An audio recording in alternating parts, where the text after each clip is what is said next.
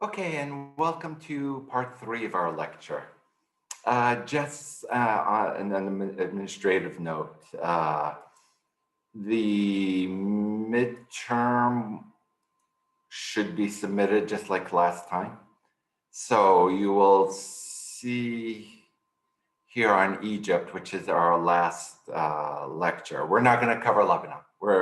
So just keep Lebanon for later. So here's a presentation, the primary source, public history sources, the Freedom House article. And then here's a container to submit it. And I'll be sending you the midterm like last time via email. And also I would be uploading it right here, course material study guide and here, whichever one you like. But okay.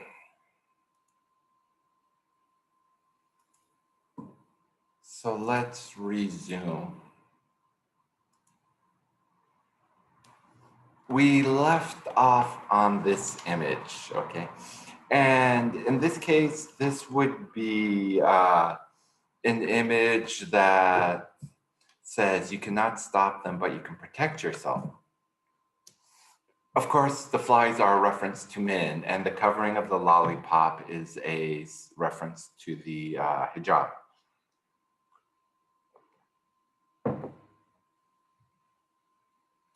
Now, in this case, the level of patriarchy would be, well, it's justified in the name of religion. But on one level, it's also socio-cultural. And if you want, just compare it to that. Remember when we went on the road trip in Iran and we saw this image? In both cases, now you're noticing a similarity. There is, however, one major difference.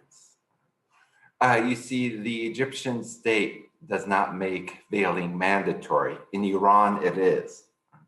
So in other words, well, this will be patriarchy of the state. This will be, we could say sociocultural, but at the end of the day, it's still being done in the name of religious patriarchy. I want to go to a primary source.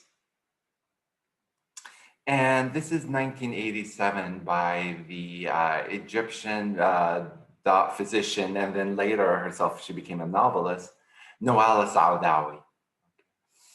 And a document like this should be compared to Al-Badia's list of what she would do if she was a legislator.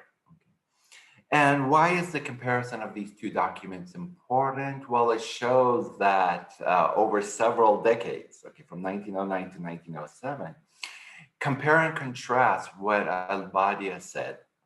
And here we are several decades, we've progressed in the modern world, but a lot of the issues she had called for at the turn of the century have yet to be addressed by the end of the 20th century. In this case, look at the manifesto of her women's group. In other words, what has not changed? Okay. Women are still denied in a role in the political sphere.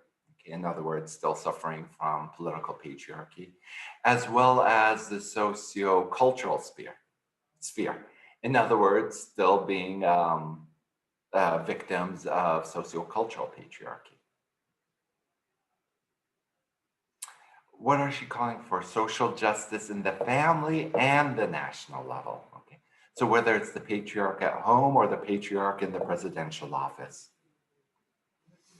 Both public and private patriarchy is a struggle that has to be fought for in the second point. Now look at when she calls for guided by a scientific approach and an enlightened mind. When she refers to the contemporary Arab environment, to criticize ideas, their struggle for freedom. Well, this is all the modern feminist movement.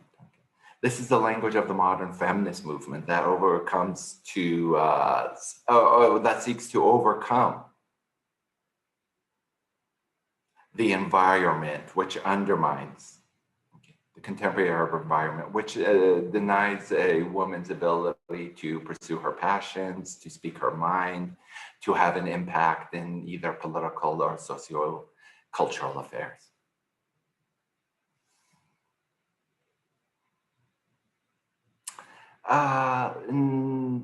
Point number 4, look what is modern, this desire to reach women in the poorer classes in rural and urban areas. Okay, in other words, she does not, in other words, when she talks about kind of a feminist agenda, it's feminist in the essential term of the masses, that women, despite their class differences,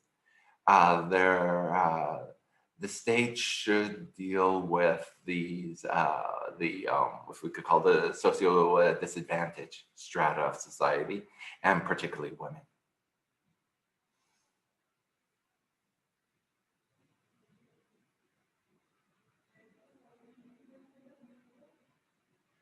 Now look at number 6, and you see kind of a similarity with a previous document. To open up this society also to men, okay? And remember with the Ummah party, she was addressing it as well to men.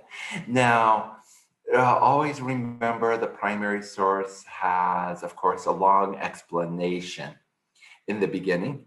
And so that, if you would have kind of a question, let's say a primary source like this on the midterm, make sure you go into the contextual information that is provided, because that will also give you the answer. Because it's a take-home exam, I expect you to go to the original primary source and provide and look and analyze and provide information on your own that I might not necessarily cover in the limited time that a lecture allows. Now, I mean, if you see that, her call for men to remember the Arab uprising of women, right? In other words, this is a feminist movement, but also realize that to be a really mass movement, it also has to call upon men, and that making the modern process of feminism also a campaign that not only addresses men, but then tries to include men in its movement. So comparing Noel Sadawi's document, and let's jump to what modern movements are in opposition to her. What are these Salafi movements? Well, we talked about them. Let's just review. The Salafi would be referring to the kind of puritanical movement that seeks to kind of emulate or return to the lifetime of the Prophet Muhammad. Now, this is the irony. The Salafi movement is very modern. How so? Just because it calls for going back to the pre-modern, it's still modern. The Salafi movement was a reaction to modernity. It's a rejection of modernity, paradoxically. It benefits from modern communication tools, and we'll see in a moment, such as the internet and television. Because even look what she mentions, they have newspapers. So in other words, they also have the means of mass communication.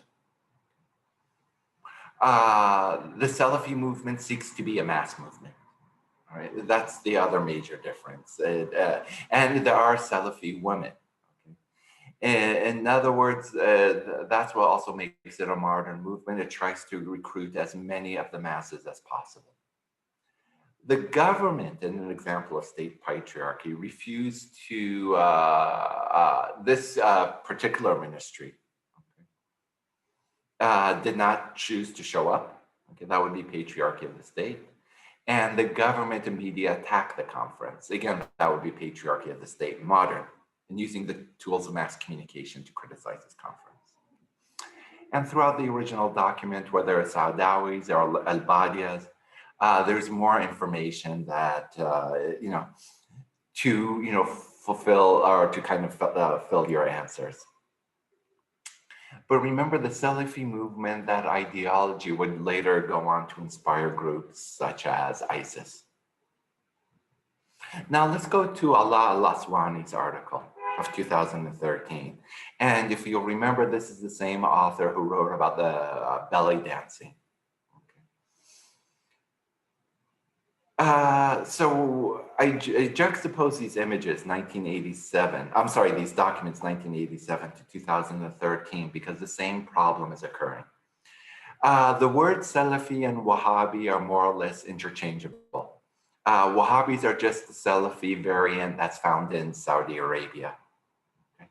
And in this article, Aswani is pointing to the correlation of modernity and the rise of Saudi Salafism and with regards to oil. Okay. And oil is that quintessential modern fuel. It's what literally fuels modernity. It allows for mass transportation. It allows for mass production. It is the fuel of the factories and cars and buses and so on and so forth.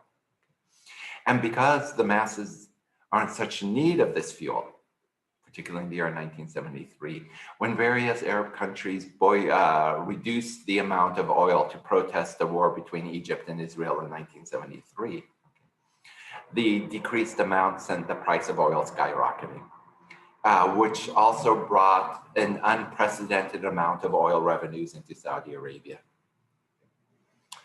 A good number of Egyptians worked in the oil countries in the Gulf, where they were kind of inculcated in Wahhabi Salafi values.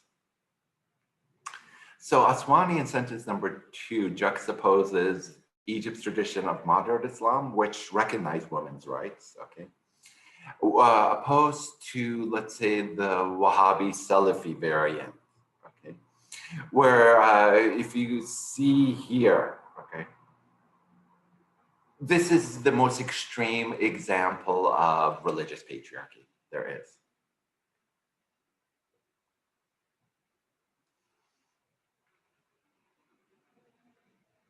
And then if you look at the final sentence, that, like I said, this variant influenced ISIS, it definitely influenced its precursor Al-Qaeda, and another political party that we referred to earlier, the Muslim Brotherhood. Now, like I said, here's a paradox. While the Salafis celebrate, and if you can see an image here, this is kind of a satirical image of how the Wahhabis look like. One characteristic is the short, well, if you see what I'm wearing, Wahhabis tend to wear a much shorter version of it. I'll be showing you examples, but look at the following videos that come from a Salafi TV channel. Okay.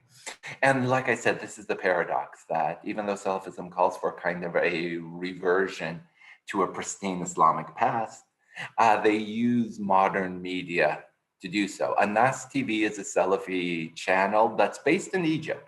Okay, it's an Egyptian Salafi channel.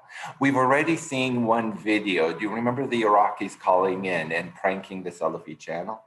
Okay, let's look at 2 more videos from this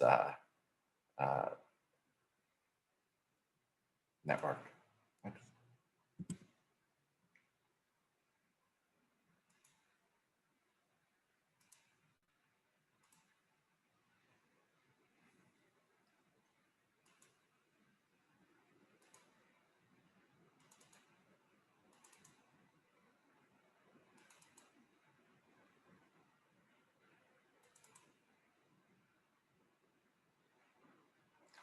It's taking me a while because this is a video I had to download. It's no longer on YouTube.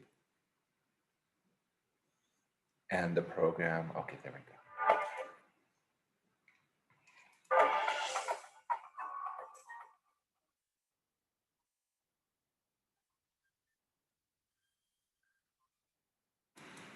Okay. So it's 2012. It's a year after the Arab Spring.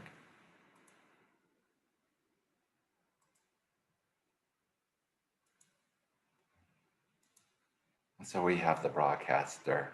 Now, memory itself is, they provide a translation, but getting it from the source is problematic. I'll talk about that at another time. So we just need to know that, in 2011, people took to the street, particularly women calling for more rights. And here you have a channel that exemplifies religious patriarchy.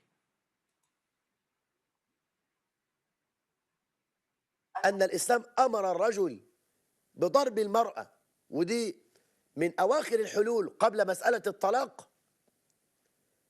لكي تهذب المرأة نفسيتها وتتعامل مع الزوج بشيء من الأدب والتوقير والاحترام، وتعلم بأن الزوج أعلى منها رتبة. وأنا بقول لكل زوج Now, this is a way to also recognize the Salafis. They have Abraham Lincoln beards. I'm sure there's a reason why. I'm not exactly sure. لا تتسرع في مسألة الضرب. مش كل مشكلة تمد إيدك يا عبد الله. قال الله عز وجل: واللاتي تخافون نشوزهن فعظوهن واهجروهن في المضاجع واضربوهن. الضرب لا تردب الثالث. وتعلم إذا ذكرت المرأة ربها ساعة الضرب توقف.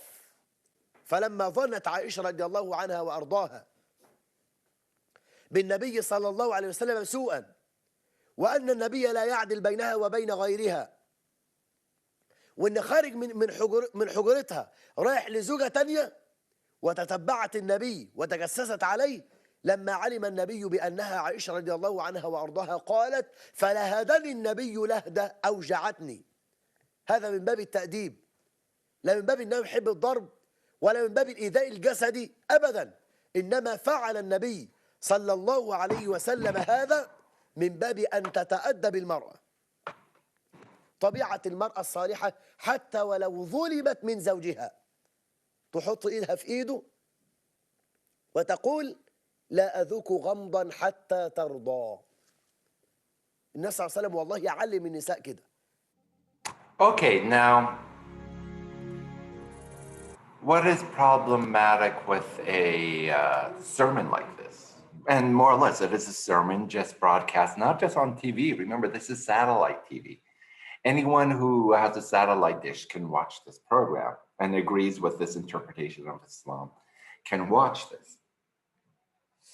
With everything he said, remember what I said, Islam is based on the Quran and then Hadith, which are sayings of the Prophet Muhammad directly or recounting incidents of his life, but that everyone has to check the authority, because the Hadith some are more or less generally accepted as scripture, and others are very poorly sourced. So this is going back several weeks ago. And everything he said in this lecture is based on poorly sourced Hadith. Okay. This is very much a religious patriarchal sermon. And the problem is that, okay, unless you're going to do the research. Well, if you're watching this TV show, you pretty much have the mindset of this person. The problem is that the person or the institution that's translating it into English also has an agenda, and it's agenda to make the Middle East seem particularly pre-modern. Now, I'm not denying this preacher and the Salafi outlook is definitely pre-modern, misogynistic. There's no denying that. But you see, if you watch this video on YouTube, and it's been taken down, but if you watch this video without any context, or like somebody like a professor explaining that this is the equivalent of seeing the most rabid fire and brimstone televangelist and saying that represents Christianity, you see. If you don't have that context, you just assume this is what the Middle East is like. Right? Memory TV is sponsored, it's more or less sponsored, I could say indirectly, but by sympathetic groups to Israel. Okay, so in other words, there's an interest. If you watch Memory all the time, you come away with this very skewed view of the Middle East, which now explains the next video.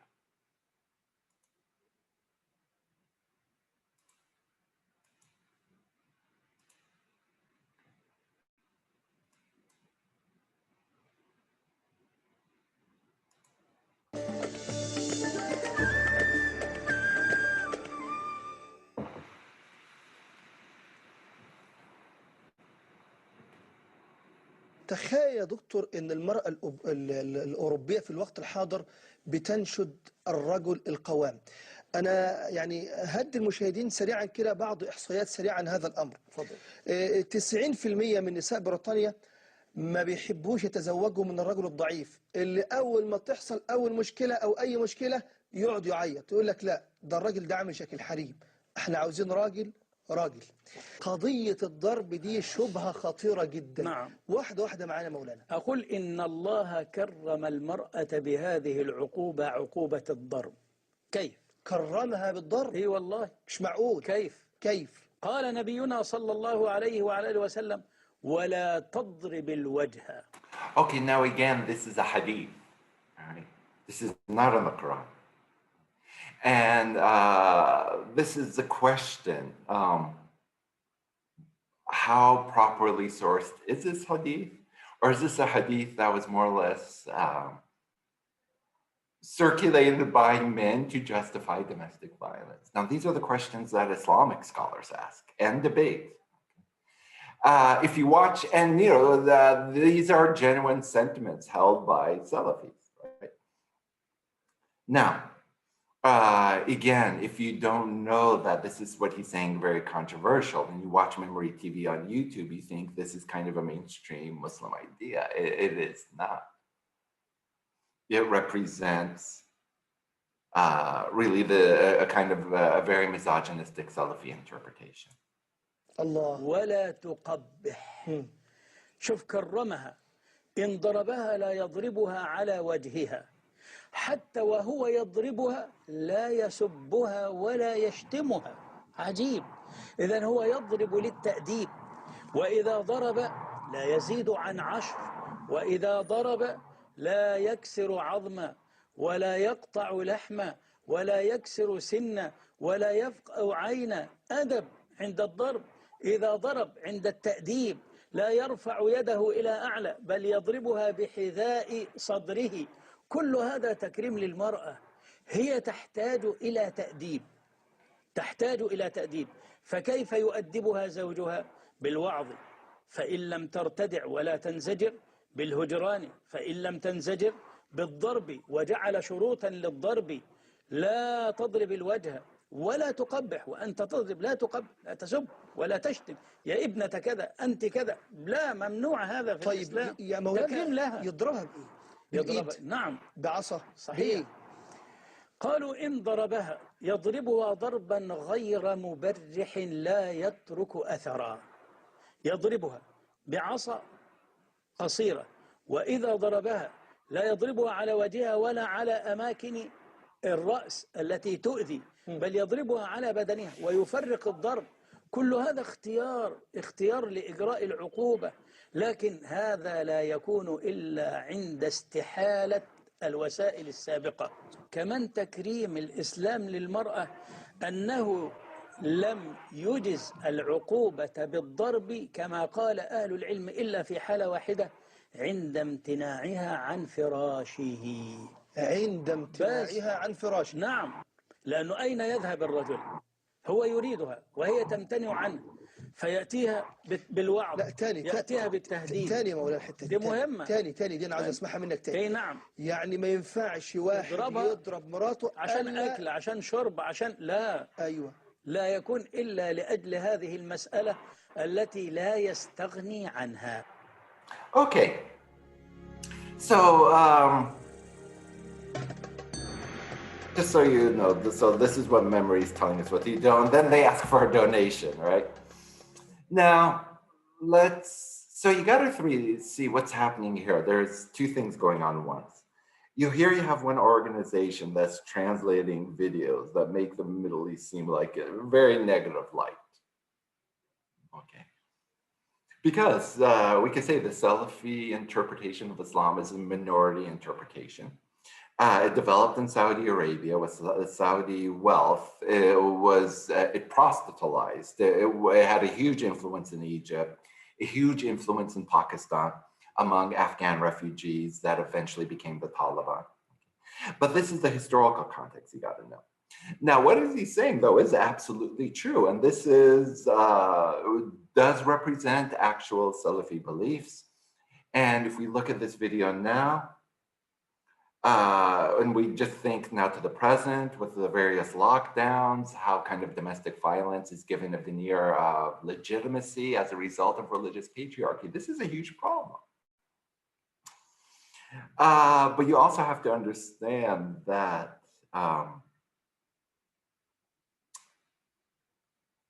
this is a form of religious patriarchy that was really took off in the 1970s. Okay, part of this kind of return to religion. To hear these kind of sentiments, and again in the 50s, 60s, was unheard of on one level. So, let's see how other Egyptians kind of view the Salafis in their society. That's just the best way to show how are these kind of this sentiment, is it viewed in Egyptian society? Well, so the Salafis would have their own channel, like I said, and they also allow women to speak. This would be kind of a Salafi news presenter, the crew. Let me show you the CNN video about this. And again, this gets to the kind of modernity, how they do embrace modern technology.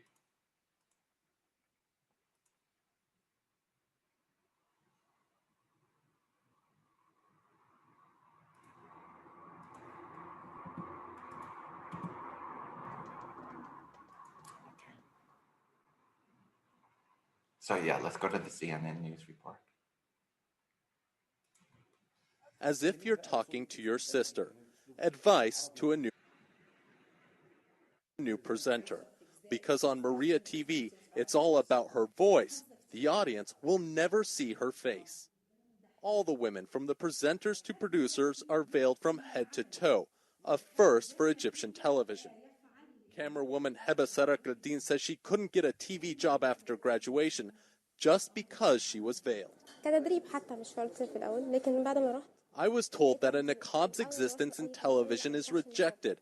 I felt despair because I couldn't work in my field, she says. The door of my employment was closed until I came across the ad for this channel. Maria TV gives Sarak al-Din and others like her a voice for 4 hours a day on the anti-Christian Al-Ummah satellite channel. Its mission, to give the women's conservative Islamic message a greater presence in post-Mubarak Egypt. We are trying to create a better society after the earthquake of freedom that was January 25, says the station manager Ala Abdullah. Egypt should be better. It should be more constructive, freer. While Abdullah fights for greater freedoms for voices like hers, she warns of giving too much freedom to others. We have liberal and secular channels that destroy Islam, she says. They want to influence society to create one with ideas not its own and create new customs and traditions. The man behind Maria TV is her father, Abu Islam Abdullah, who blames Christianity for what he calls society's loose morals. He says he created Maria TV to help put women back on what he sees as the right path. Maria TV is my rejection of the discrimination that is inherent in the heretical system of democracy, he says. Democracy lets women dress immodestly, work as dancers, and even be members of parliament. For Muslims and me, this is sheer madness.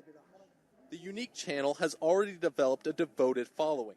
Until advertising revenue starts coming in, viewers' donations are keeping the lights on and the cameras running, bringing in around $33,000 a month.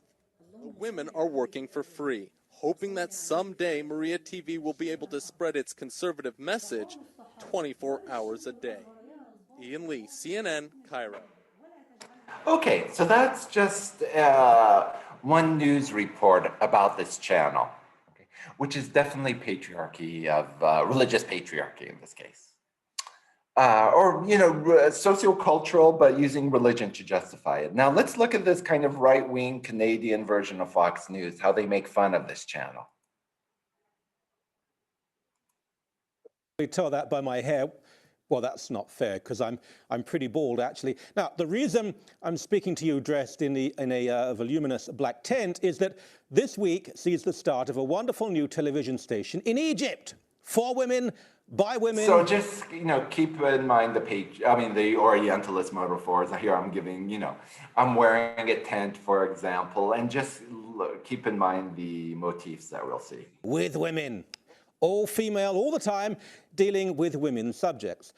I think my job at Sun News is secure, but one is never sure. So I'm recording this audition tape, really, for the Egyptian Women's Channel, just in case. As the old Hamas proverb goes, there's more than one way to skin a Jew. So I'd like to say a few words on why this network is so very necessary. We need it to discuss, well, the sort of thing. When is too late for that little operation on the clitoris so as to make sexual pleasure impossible, sometimes performed, in the Islamic world at least, with any sharp instrument that comes to hand, or how to avoid being stoned to death after you've been raped because it's never the man's fault, or what to say to your husband, to hubby, when you just can't get along and you've tried so hard with wife number 4. Or how to bring that touchy subject of your daughter not being allowed to leave the house, see a doctor, or go to school. So a little like Cosmopolitan for the post-Arab Spring Middle East, I suppose. As you know, because the liberal reporters in the West told you so, once the evil dictators were removed, and in the case of Colonel Gaddafi, sodomized and murdered, we all became free and incredibly happy. Now, I know that some of the crusaders, the infidels, the Zionists and the rest say that women are oppressed in the Muslim world, but it's just not true. And if you say it again, my husband will cut off your head and record the whole thing for a video that will go viral within the jihadist internet community. And what a community it is! Party on, as the young people say. Well, the boys anyway, because if the girls say anything, well, beat them to death. Our men quite right assume that women are not dressed like this. Women who are not dressed like this, sorry, it's quite difficult to speak through a tent, the women who are not dressed like this are whores and bring rape on themselves. Now, just recently, a Canadian brother, bless him, made this entirely clear and praise him for his courage. Even non-Muslim women, yes, there are such things, at least for the time being, have to cover themselves when we have a majority, Just look at those glorious examples of Iran, Saudi Arabia, Afghanistan. Honor killings never happened. Just lies and propaganda from the Zionist-controlled media. Girls forced to marry their first cousins who are twice their age. Well, yeah, but your point is what? What's the problem here? It's makeup and fashion that incarcerate women, not stoning, circumcision, having to dress like this, and having no basic rights. You in the West, you think you're liberated and free, but you're blinkered. Your eyes are covered. You're in the dark. Oh, hold on, that doesn't really work, does it? Anyway, the station begins in Egypt, and so does my new career.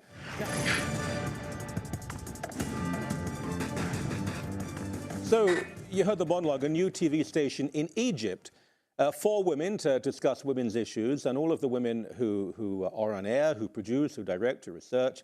We don't need to watch the whole thing. It's just, again, I want to ask you a question. Do you think this TV news broadcaster really cares about women's rights, or cares about his ratings and appealing to his base?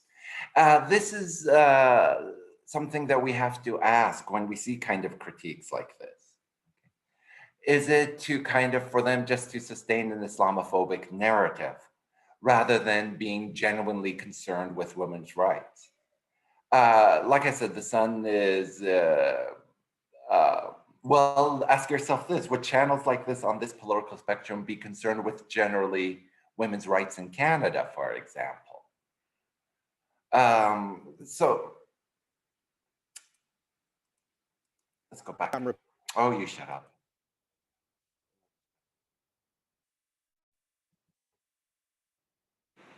Okay. So do you see what's happening here? There's two problematic narratives. From a human rights perspective, we can say the Salafi narrative is problematic. But then again, the Islamophobic narrative that generates in the West in response to this is also problematic in and of itself, because it assumes that opinions articulated on extremist channels represent the mainstream. This is now how Egyptians started to kind of react. As the Salafis became, well, remember the government more or less collapsed in 2011. And if you remember, Egypt had traditionally been a secular state. So kind of the Salafi movement was always kind of pushed to the margins. But with the collapse of the state in 2011 as a result of the Egyptian revolution, and they could be more overt. And these are how everyday Egyptians started to make fun of them, saying, this is how our bathrooms would look. Notice the short thobe. This is what's called the thobe, in a reference to the Salafis. Okay.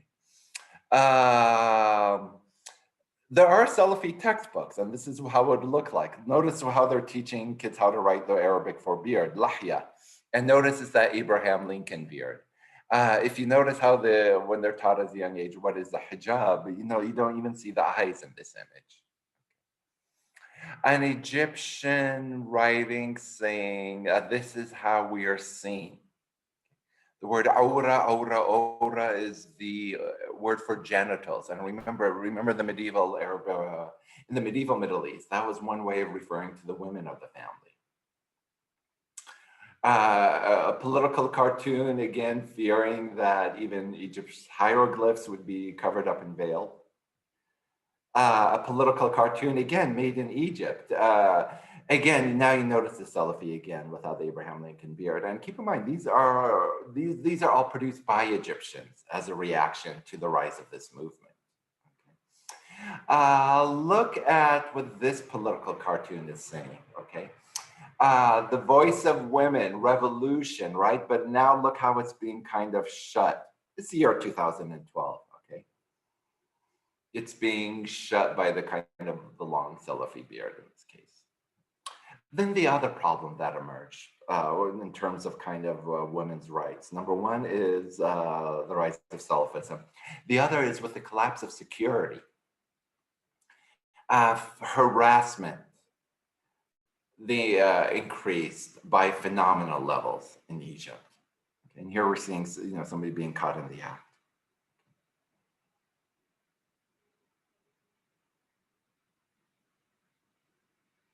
And you see, even these women who, they're wearing the hijab, that's not enough. Despite what you see in those previous images, it's not enough to keep lecherous men away. Okay.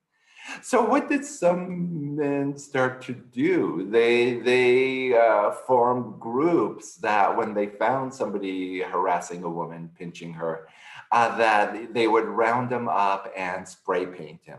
So he would be identified as somebody who harasses women. It's the same with this. And basically they're spray painting the words I am. So in other words, you have to see there are men who are also angry about the harassment of women, and they usually wear these yellow vests. Before the word yellow vest took on a different meaning as a result of France, right?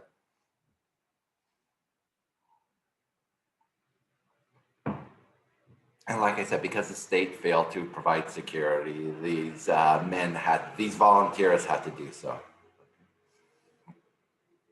And here's even an Egyptian woman who created a comic book about this problem. Notice she's writing in English because most Egyptian youth would be able to understand the problem. Now, of course, what is she saying here? Look when she goes to report the problem with the police. Okay, well, there is the patriarchy of the state. Even the policeman says, well, it's your problems, the way you were dressed. Okay. And like I said, even women who are veiled get harassed. So then this veiled woman becomes what kind of a veiled, a masked fist of vengeance. And this is the superhero in her comic series. A kind of V for Vendetta figure standing up to the harassment on the streets.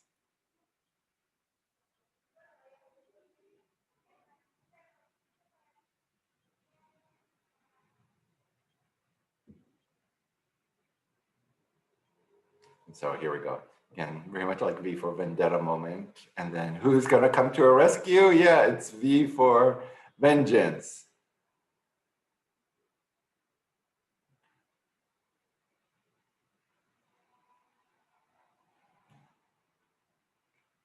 So in this interview with the creator of this comic, right? Look what is happening here. Basically, this is a comic to deal with the kind of socio-cultural patriarchy a woman faces. Okay. And this notion that a woman feels guilty for being harassed, even when she speaks to the family. A lot of times the family blames her. Oh, sorry, this is with one of the teams organizing the patrols.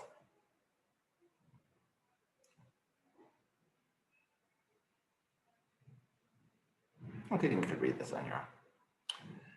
Where does Egypt fall? Now, this was done after the Arab Spring. Like I said, this number, 52%, we have to realize it in its historical context. Okay, that is a relatively high number, but reflects where Egypt is in this particular trajectory in its history. And finally, I said I would conclude. Usually I end around 2015, and because I want to keep this historical. Otherwise, this becomes a class on modern affairs in Egypt. But of course, it's impossible to avoid the very present. But usually, just to keep it historical, I usually cut it off at 2015. Well, no, because then I need to talk about ISIS, so forget about what I just said. But as I said, I will also be discussing how avian flu. What am I talking about, avian flu? COVID-19 affected women in this region. Look at this particular case, all right? Yes, in this case with the avian flu, it were women who were particularly more vulnerable to that particular pandemic because, yeah, they were the ones usually doing the cooking. Now, here's an interesting case. When another coronavirus emerged in Saudi Arabia, the precursor to SARS-CoV-2, it was called MERS. And all these coronaviruses cause respiratory problems.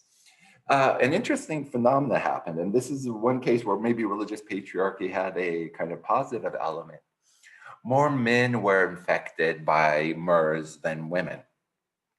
And why is that reason? Well, think for all the complaining that some of us in the US do about wearing masks, and then think about women in the Middle East, who a good number of them have been wearing masks since they hit puberty, all right? Because women are veiled in Saudi Arabia as mandated by the state, okay? That's the reason why more men were infected. Women had this barrier, which at least when they were out of the house made them less susceptible to contracting this disease. Okay, and so there we end there, and this is it before the second midterm. And like I said, I'm not going to provide you with a study guide now. It's your responsibility to go see what images could be there. Read the primary sources, read the secondary sources, and like I said, on Friday you'll be getting the exam, more or less the same questions, maybe slightly modified. And remember that advice I give you. When you see the excerpt of an article or a primary source, remember it's your responsibility to go to the full document to get the full information. I can't include the entire documents, otherwise it's just going to be a really long document, right? That is your midterm. So I include the most important parts, but it's also your responsibility to get the context from the original source. So don't worry about Lebanon. Lebanon we'll cover after the midterm. Okay, thank you and good luck.